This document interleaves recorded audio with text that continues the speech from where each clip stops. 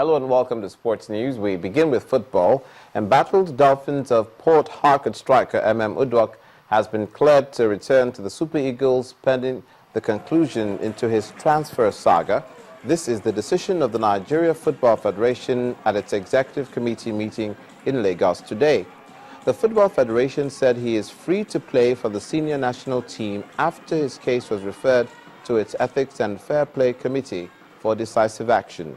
Eduok was expelled from the Super Eagles camp on Wednesday after the news broke that he signed a contract with a Tunisian club, Esperance, a few weeks after putting pen to paper for a Norwegian outfit, Sarpsborg.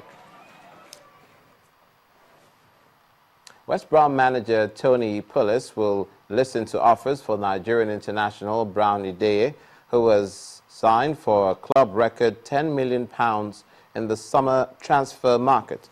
Reports say Newcastle, Sunderland and Hull have made inquiries regarding the availability of the striker in the January transfer window. The 26-year-old was signed by sacked manager Alan Irving. Since his move, the former Dynamo Kyiv man has made 10 Premier League appearances, scoring once against Manchester City. Ideye's contract with the Baggies is due to run out in the summer of 2017. Arsene Wenger has completely denied Lucas Podolski's claim that he was shown a lack of respect by the Arsenal boss before leaving to join Inter Milan on loan. Wenger had a different perspective of events regarding Podolski's exit to Serie A, insisting that the loan move would not have been possible without his agreement. He said the focus of the team is on its next match in the EPL. Arsenal will face Stoke City at the Emirates on Sunday. Away from football, Great Britain beat Australia 3-0 in their Hopman match after Poland and the USA had already reached the final. Britain's Heather Watson defeated Casey Delacroix 6-3, 6-4. World number 6, Andy Murray for the men, then beat 77th ranked Marinko Matosevic 6-3, 6-2, his powerful serve taking both sets.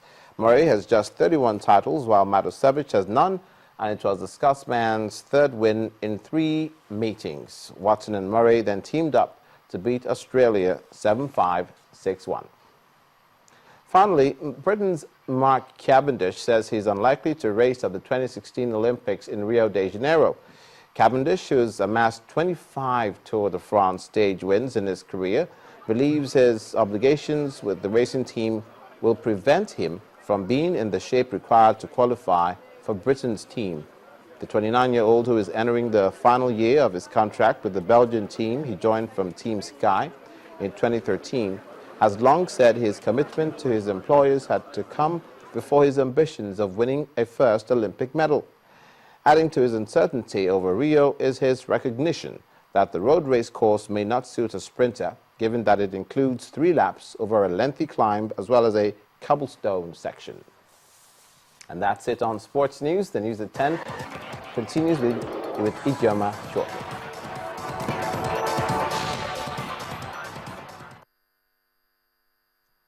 All right, over now to the foreign scene. It was a double hostage situation today in Paris as a massive police manhunt led to the death of 3 hostage takers at 2 separate locations in the country.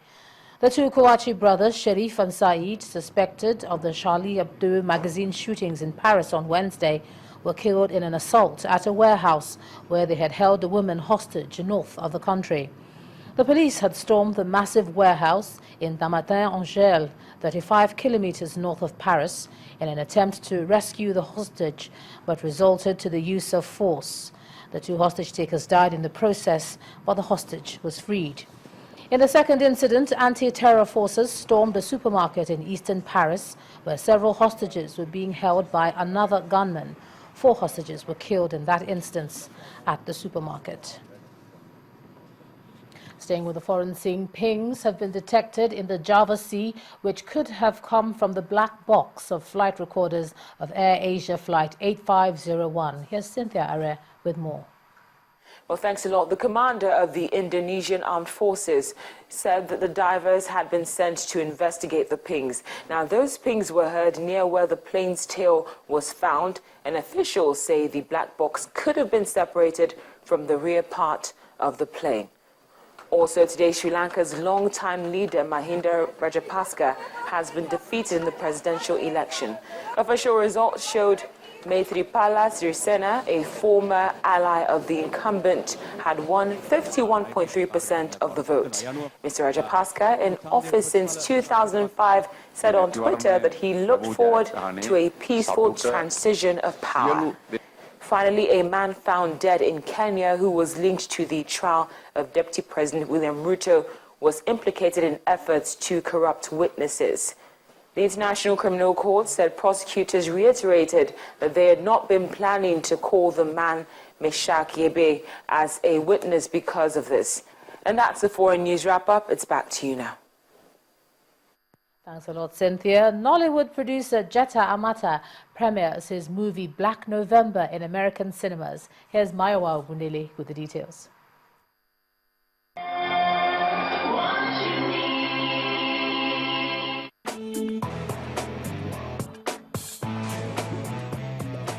Well, thank you very much. After a very long wait, Black November, a movie by popular producer and director Jetta Amata, has finally hit the cinemas in the United States.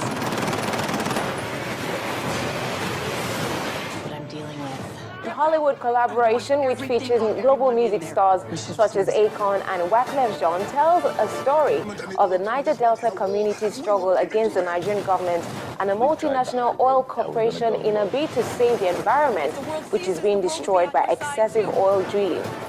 The movie, which was shot in 2012, has been screened specially in recent past and is making its first appearance in the cinemas. A release date has, however, not been announced for Nigeria. If you do not change your ways, the people will rise. A popular Nollywood slapstick character, Jennifer, created by actor Funke Akindele, is set to return to the screens. The character Jennifer will, however, not be returning in another comedy movie, but as a spin-off sitcom on television. The Jennifer actress revealed recently that the demand from fans and the desire to improve on the character put paid to her initial plans of giving the character a rest. An African Movie Academy Awards winning actress Lydia Forson has produced her first movie titled A Letter from Adam. The romantic drama is directed by Atlanta-based Ghanaian director Sam Kesey and is expected to debut at the African Film Festival in Los Angeles later this year. Who are here simply because we don't have a choice. You spend so much time worrying about the future.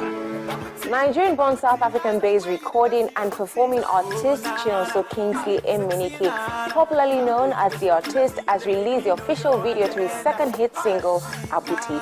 The video is directed by Kyle White. And that sums it up on entertainment news. Let's head back for the mainies.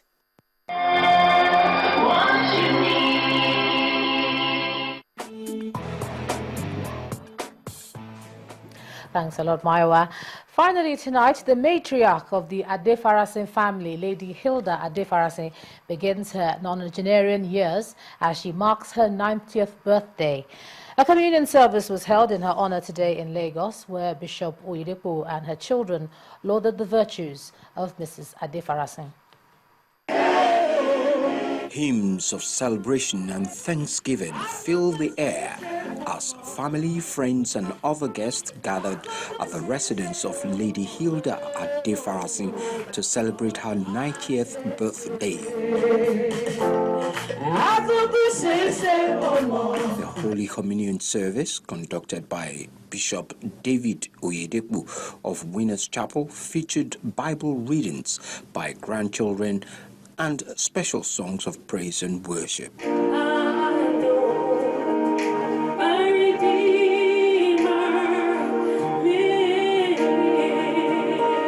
Bishop Oyedepo, in an interview with Channels TV, described the matriarch of the Adefarasin family as a virtuous woman who contributed to the society. One very interesting thing about this family is this. The Bible says a good name is better than silver and gold. The name of Justice Adefarasin carries such value that anyone who loves the Lord naturally flows with that grace. And much more importantly, the Bible says, a just man lives in his integrity, his children are blessed after him. That is confirmed in this family. And Mama being there on ground has helped to sustain that flow of grace in no small measure. Lady Hilda Adefarasin is blessed with 5 children who are prominent pastors in Lagos and Abuja. Some of her children described her as a strict disciplinarian who molded their character. She's a mother in a million. Throughout our lives, we remember how she sacrificed. Many things she could have done. She sacrificed so that she could be with her family, be with her children, raise her children. She was quite the disciplinarian. But at the same time, she had the warmth of a love that while she rebuked you, corrected you, and often painstakingly so, she ensured that you adhered to the value system that both herself and my father gave us. And no small wonder today, all 5 children and their children stand for justice and righteousness. I can't even tell you how I feel. Oh, wonderful, wonderful, very, very happy. And I'm so grateful for everybody who's here today.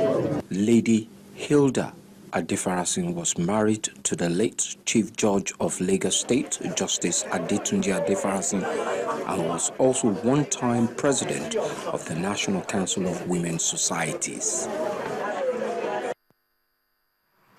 Congratulations once again to Lady Hilda Adefarasin at 90. And the main news again. Heavy sounds of artillery have been reported in Damaturu, the Yobe state capital. The ongoing fight against insurgency in Nigeria's northeast has suffered a setback as Niger Republic has announced its withdrawal from the efforts to retake Baga town in Borno State. And the chairman of Ikeja Hotels, Mr. Gudi Ibru, has dismissed the claim of his sack as chairman of the company. Publisher of Guardian newspapers, Mrs. Maiden Ibru, had announced his sack as chairman over alleged mismanagement of the company. Well, that's the news at 10 tonight. Many thanks for staying with us. I'm Ijoma Onyato. Do have a great weekend. Good night.